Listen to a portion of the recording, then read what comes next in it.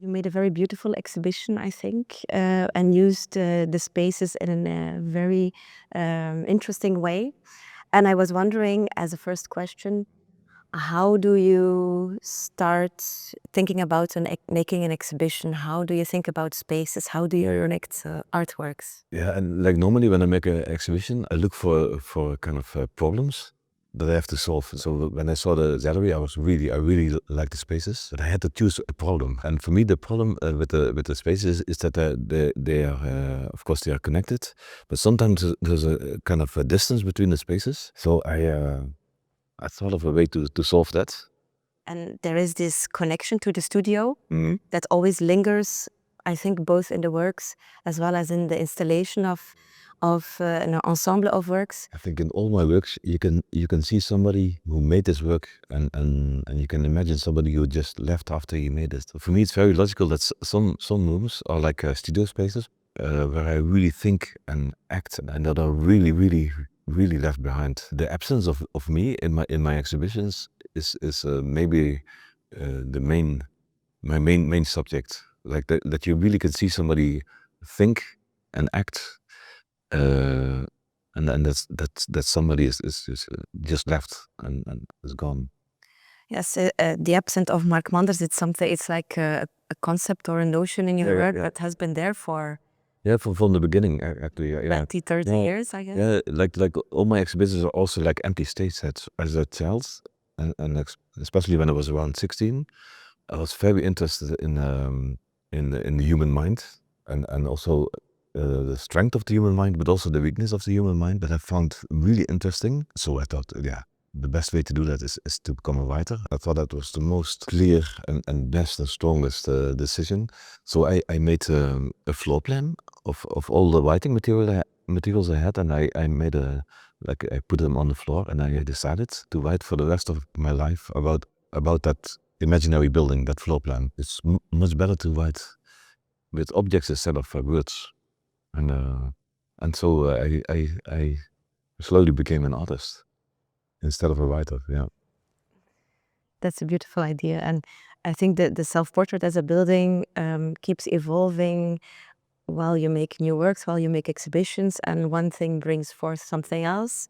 And also the notion of space and rooms, using the spaces also here in the gallery.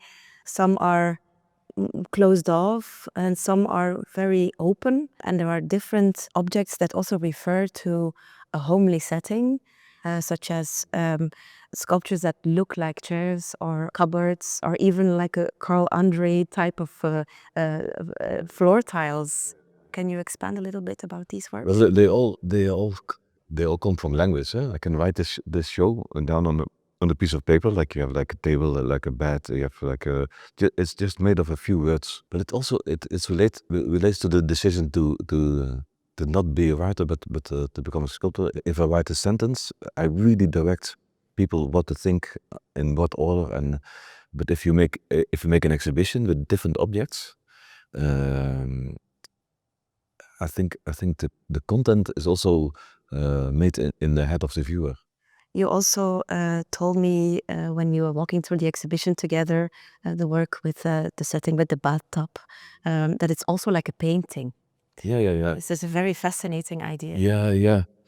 Like I from the beginning, when I started my work, I had a strange fascination with painting. I don't really make paintings. Well, I make paintings, but I'm not really officially I'm not a painter. But for me, painting is something very interesting. So many of my works are like three-dimensional paintings. For example, the bathroom piece is it's really like a three-dimensional painting. Like the figure is made of bronze, painted bronze, but also the wood is painted. And the whole idea is like when I work and when I think about the work, I have many rules in my head things that I'm allowed to do and things that I'm not allowed to do.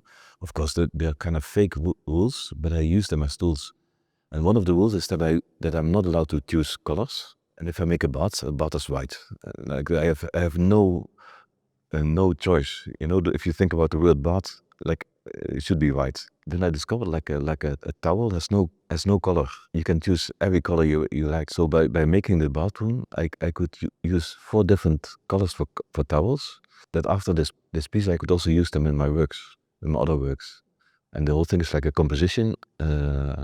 It's like a very Dutch composition, like very strict, Very balanced. very balanced, and it's really like a three-dimensional painting. And can you talk a bit more about this work, the bed? It feels like a work where everything comes together. Yeah, it's like a work that really took a long time to make. Some parts started in 1992. It's called My Bed, and of course it refers to Tracy Emin, who made that piece later, and her piece is really like a three-dimensional photograph. It's really like the opposite. It's like so stylized and so thought over and over again. It's like the opposite as a three-dimensional photograph. I'm very interested in different mental diseases that we as humans can have.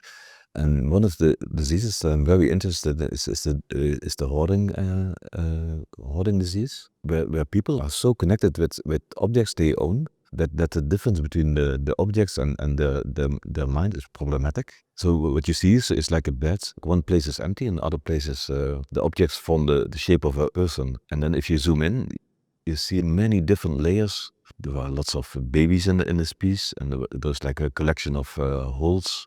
There's a collection of all existing words, but it feels very autobiographical, but also totally not, because my work is personal and also not personal. As an artist, I live in like a fictional building where I can really investigate thoughts. But as a person, I'm totally like all works that you see in the show.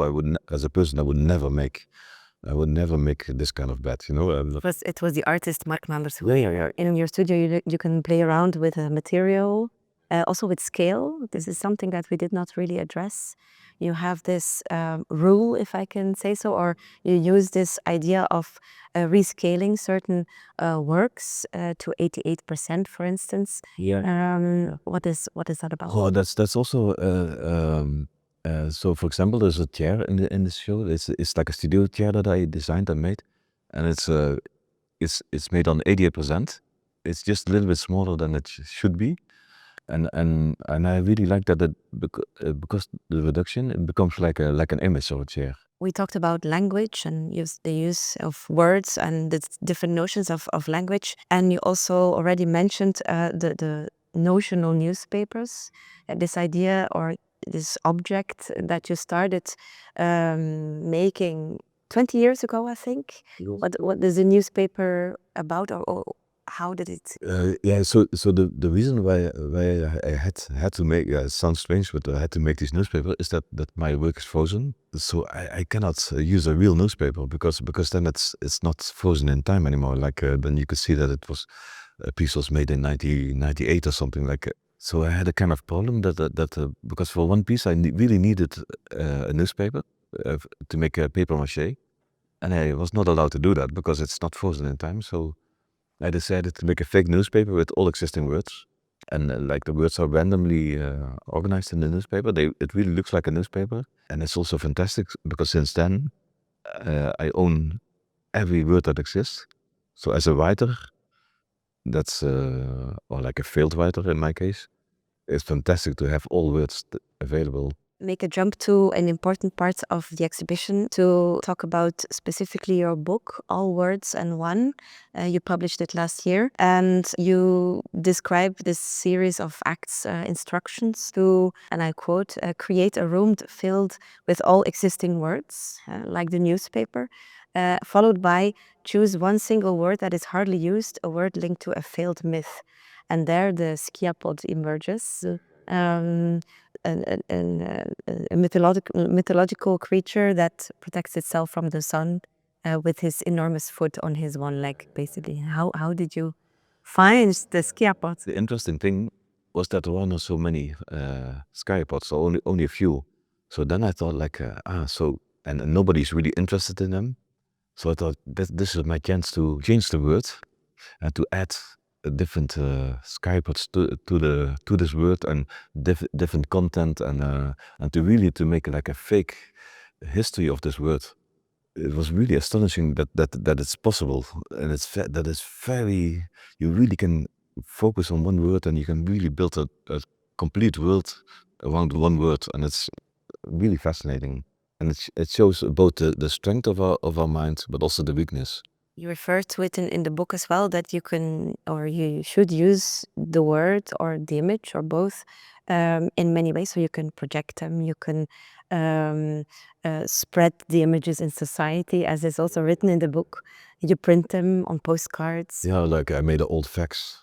I made like I thought it was very interesting, like to show how one idea, one word can travel in different medias and can travel through different minds. So I made a fake, like a fake Guston painting, a fake Maria Lasnik painting, and also made like a fake Wikipedia page where you can also find the reason why Maria Lasnik made this painting and where this painting was found. And it feels a little bit like Abi Warburg and André Malraux mixed up with ChatGPT and AI. So it's a very contemporary thing to do and to... Marcel Broodhuis is very important part of this work. Yeah. In what way? Because Marcel Broodhuis wanted to make a museum about skypods. He sent a postcard to Harald Seeman that he wanted to show like a museum of skypods in Documenta 5, I think. Okay. You can all find it in It's all in the book. yeah, it's also you can also find it in Wikipedia. Yeah. And you also... But he didn't do it because there were only just a few skypods. It's not enough to make a museum about. Yeah. But then you made different works relating to the skypod, such as a single word lamp, a very beautiful sculptor. Yeah, it's the opposite as the novelist lounge chair. Because that's made of all existing words and the lamp is only made of one word. And you also wrote a short text for the sculpture Bone White Clay, Head with Vertical. If you lose someone, really lose someone, you can take the loss and stretch it until it forms a long vertical.